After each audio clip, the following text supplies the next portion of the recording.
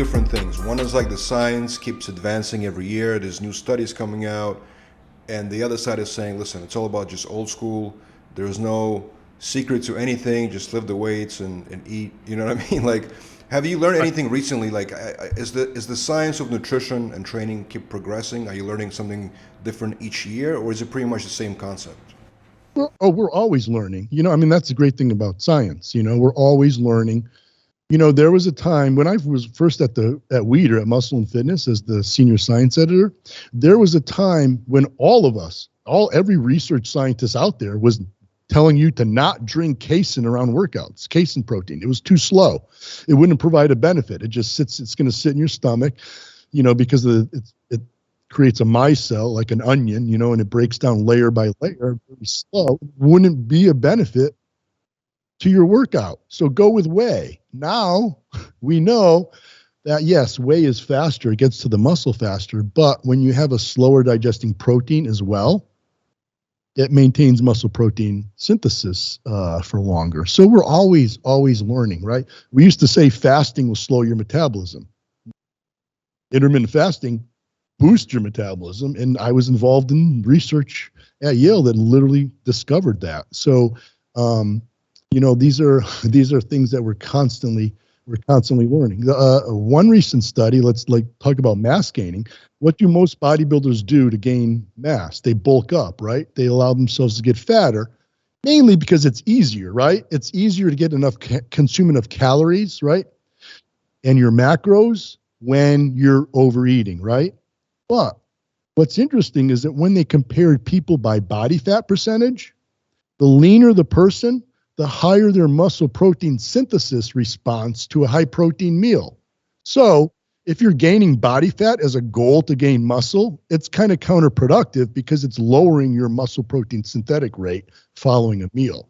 So I'm not saying pro bodybuilders need to stay 5% body fat year round to gain muscle, but you probably don't want to get as fat as you typically do in the off season. And again, I'm as guilty of it as well. I mean, that's what we used to do. We bulk up in the off season and cut down for, contests or for the summer. Mm-hmm. But maybe don't do that. Right. Since we're on the topic of proteins, so I understand there's different types, right? You mentioned casein protein, there's whey protein, there's carnivore protein. Can you break down each one and maybe explain the benefits of each one and when you should be taking which? Certainly. So exactly. So as I was saying, right, if we look at dairy, right, when we look at milk, there's two main proteins in milk, whey and casein. Whey is your soluble, if you take a yogurt and open it up and dump it over, you've got that like clear watery stuff. That's whey. It's soluble.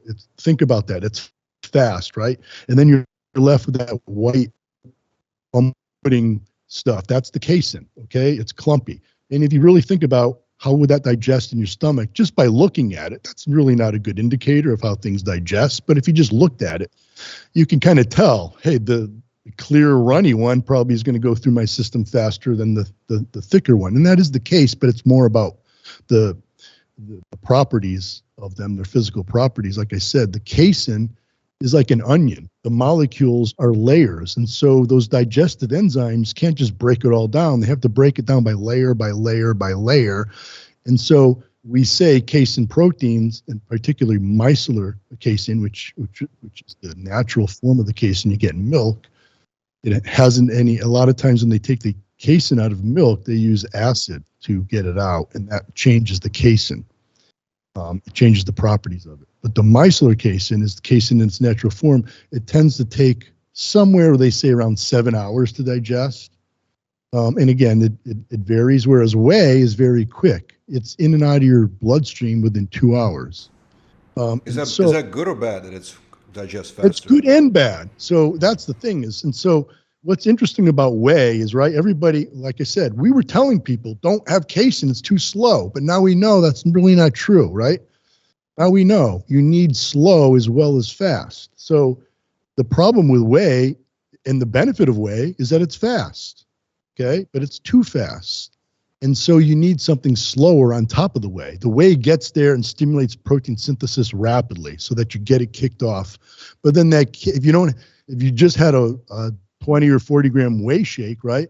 it's going to be in and out of your system, right? But if you had the whey with some casein, then your muscle protein synthesis is going to stay elevated for long. So you got to do both, right? Or muscle growth, right? And then when you're talking about, let's talk about beef protein, okay? And let's clear up something. You're not eating a ground up steak, okay? Do you know what beef protein is? Collagen. It's not meat. It's not meat. If you look at the amino acid profile of most of the beef proteins, they're very low in branched chain amino acids and very high in proline because it's joint. It's basically cartilage. That's what beef protein is. It's beef cartilage. It's like bone broth, right? So there's no real anabolic benefit to beef protein.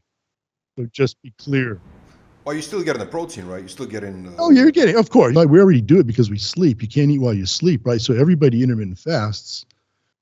We find that not only do you get fat loss benefits, and it's not because you're not eating for so long, it's because your metabolism actually speeds up. You increase what we call uncoupling proteins, which basically makes your body a calorie burning machine. Okay, that's what intermittent fasting does. Everybody thinks it slows metabolism. It actually will speed up your metabolism. Now, the window that you can choose is different. Like I said, everybody already does it, right? If you sleep for 8 hours, you're right. So the easiest way, if you want to try intermittent fasting, instead of just jumping up to trying to fast for 16 hours, is to start with 12. Make sure you're going 12 hours. If you go to bed, let's say at 10 o'clock, right? When do you stop eating? Maybe it's 8 o'clock, right?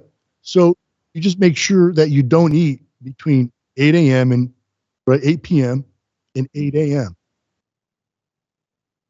And those 12 hours are beneficial, okay? It's very easy to do.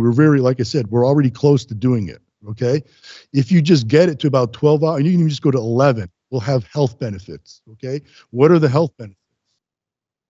Well, besides the metabolic, get better glucose disposal. So you have less risk of type 2 diabetes, right? Immune function is better. They're actually looking at using intermittent fasting for cancer patients and other patients as a treatment to help. So there's numerous health benefits, and it really gets down to the cycle, having a break, allowing that break, and how long does that break need to be? The longer the break, the bigger the benefit. Obviously, to a degree, right? You still have to eat. So, and do you remember all that sort of talk back in the 70s and 80s about low calorie diets and longevity?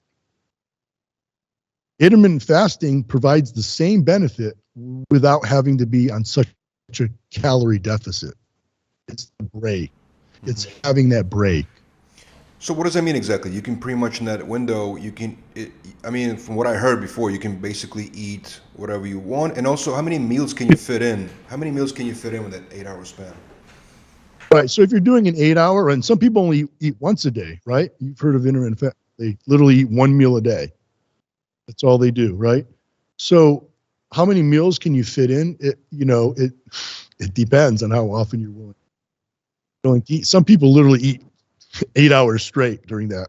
You know what I mean? Especially athletes who need more muscle mass and more strength, because you're fighting, like I said, 16 hours of muscle breakdown, right? You've lost muscle. There's no way around it.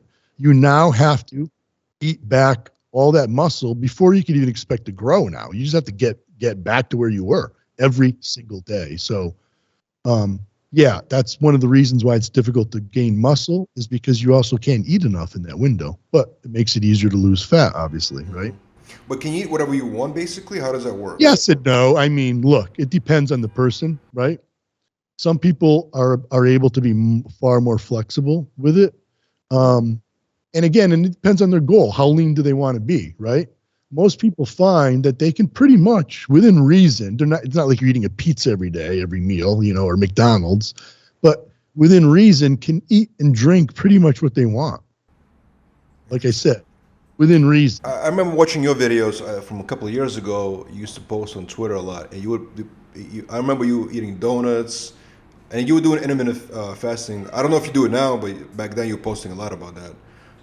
You were posting donuts, Yeah, I don't. pancakes. So I'm not in. I don't do. I try to do a 12 hour now just for the health benefits. I'm just interested in the health benefits. I don't need to be any leaner. I'm pretty much 5% body fat year round. And so I would rather have more muscle mass, which is harder. Like I said, as you get older, you need more protein. So that's my main focus now, is maintaining that muscle. So I don't do much intermittent fasting. Like I said, I'll keep it around 12 hours maximum. So is intermittent fasting? I mean, for getting gains, putting on muscle, it's not the best. No, not at all. You're like I said, you're fighting yourself because you're always in muscle breakdown. So you always have to make up for what you lost every day. It's primarily for health reasons, health benefits, and maintaining the fat Health level to and to a degree. leanness, yes, it's Leanness. great for fat loss, right? A lot of people find they love it because it's yes or no. There's no like you woke up and you're standing in Starbucks, get your coffee, right? There's no, oh my God, look at the cookies. Look at, if I have 2 cookies now and I don't eat my rice tonight, you're doing like this math constantly when you're dieting all the time. What can I get away with? When you're intermittent fasting, it's yes or no. No, it's not 8 a.m. It's not my window yet. So if you're standing at Starbucks, it's black coffee and that's all there is. There's no debating. There's no, little tricks you can play and manipulate the diet. It's yes or no. And a lot of people like that. It takes sort of the control away. You know what I'm saying? It makes Yeah.